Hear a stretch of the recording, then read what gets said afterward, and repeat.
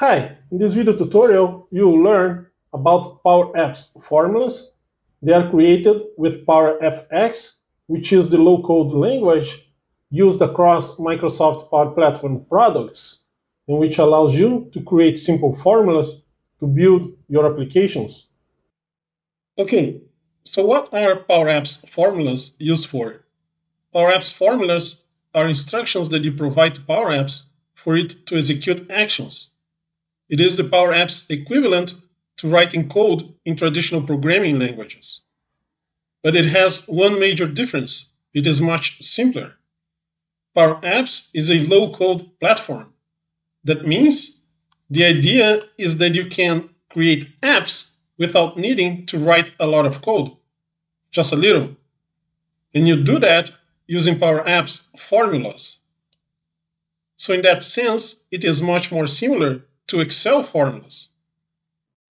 Here, I'm going to insert a text input, and I'm going to insert a second text input control. Now I'm going to insert a text label. Let's remove the default text from the first text box. Same thing for the second. And for the third, in the text property, here, the text property of the label, I'm going to add a formula. So it will be concatenate text input 3 dot text, comma, blank space, comma, text input 4 dot text. And what this formula does is that it concatenates whatever is in the text input 3, which is the first one here at the top, here, text input 3, and the second one, text input 4, which is this one. Concatenates the content of both, leaving a blank space in the middle. So let's play. Hi, friend. See? And that is a concatenate formula. In Excel, you would do concatenate A1 for cell A1, comma, space, comma, B1 for cell B1, and then you would concatenate the content of the two cells. Very similar. Another formula. Let's remove this one, and we can do len text input 4 dot text. And what this formula does is that it calculates the length of the content in the text input 4 control. So it has 6 characters. So if we play, we do hello friends, then it adds another to the count. If I do hi friends and colleagues, keeps adding to the count. And in Excel, it's pretty much the same thing. Just do len, and then you pass the cell ID. And it will also return the length of whatever text is in that cell. Now, Power Apps also allows you to create conditional formulas. We can create an if statement. So let's go here and do if, open and close parentheses, and do text input 4 dot text. If it is greater than 10, let's say, then we're going to say hi. Otherwise, low. We need to convert the content in the text input 4 control to a number. And to do that, we use the value function. So now this whole function here is evaluating to the number 1, 2, 3, 4, and it is testing if it is higher than 10. Since it is, it returns high. If we change to, let's say, 8, then it becomes low. And in Excel, again, very similar. You just do if cell A1 greater than 10, returns high, otherwise returns low. But Power Apps has many other formulas that are specific to Power Apps. For instance, let me create a new screen. Okay, so now we have screen 1 and screen 2. I'm going to go back to screen 1, and I'm going to add a button. I'm going to rename the button to screen 2, and whenever I click the button, it will run the onSelect property of the button, and the formula for that will be navigate screen 2. So that will take the user to screen 2. Play. Now I click screen 2. See? It opened screen 2, which currently is blank. Now back to screen 1. Another formula that you could do in Power Apps is a formula using the reset function. So, still in the button, the onSelect property of the button, instead of navigating to a different screen, now we're going to execute the reset function to reset the content of text input 3, which is this first text input here at the top. Now the text for the button, I'm going to say reset. Then we play.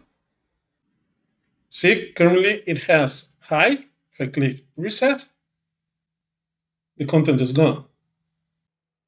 We could also do another if. So here, I'm clicking the button. Now we're going to change to if is blank, text input 4 dot text.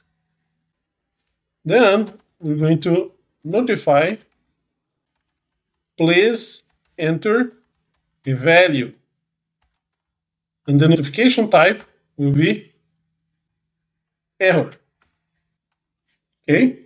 So what is this formula doing? This formula is testing if text input 4 dot text, this one here, if it says blank, if it is, then it will show this notification. Please enter a value. And the type of notification will be error. So we're going to change the text to submit. And we play, click submit. Nothing happens, no notification message because there is content here.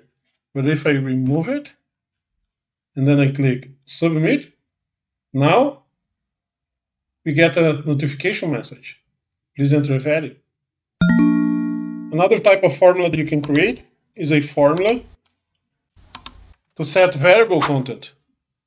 So you could do set username to the name of the variable that we are creating now. Hi, friend. So we are creating with this function, this formula, a variable called username, which has this content. Hi, friend. Now we could come here, let's say to this label, and say that this label should have the content of the username variable. Currently, username variable is empty, so nothing is displayed. But if I click submit, then it will say hi friend.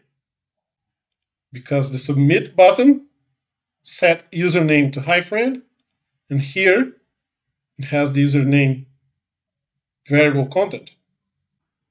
And the set function creates what is called a global variable.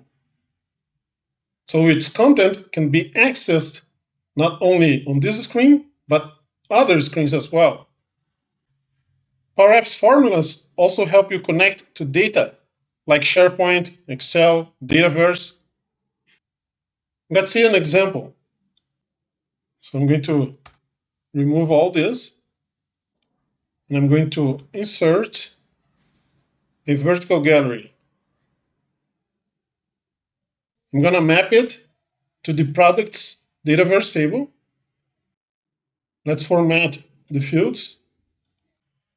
First, let's change the layout to this one. The subtitle will be price, like that. Now, if I select the gallery and I go to the items property, you see that it's mapping to the products table of Dataverse, displaying its content. So the formula is as simple as just informing the Dataverse table name. But you can change the formula adding some other function like filter products to the products that have a price higher than 700. Now you have these two. Or lower, then you have these other ones.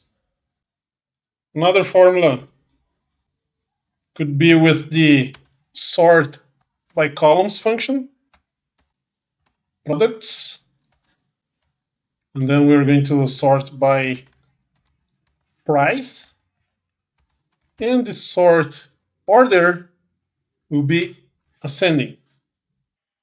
So now it sorted the results by price in ascending order. You could do it descending. And another formula would be using the lookup function. We do lookup products name equals smartphone. And there it is. The lookup function searches the products table for the product that has the name smartphone. These are a few formulas you can create in Power Apps. Watch other videos here in the channel to learn about other formulas to execute different tasks in Power Apps. Hey, if you like this video, please click like, and if you want to learn more about Power Apps, please subscribe.